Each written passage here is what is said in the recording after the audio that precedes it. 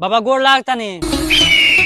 खुश रहो बच्चा, बताओ का समस्या बा। बाबा हम बहुत परेशान बनी, 5 साल हो गए शादी भइले, आज एगो लड़का ना भइल। बालक, अइले बाबा के भभूत ले जाकर अपना मेहरारू के खिया दिए, लड़का हो जाई। ठीक बा बाबा, लेके जाता नहीं। लेकिन एक सेकंड। ओम क्रीम क्रीम चमुंडाए नमः।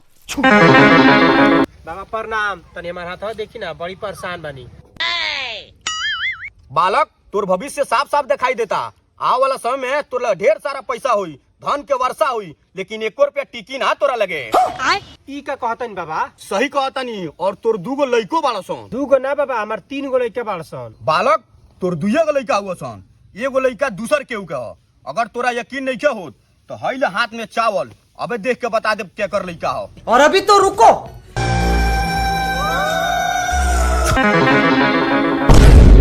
बालक, 1 लइका तो तोर दोस्त के हो।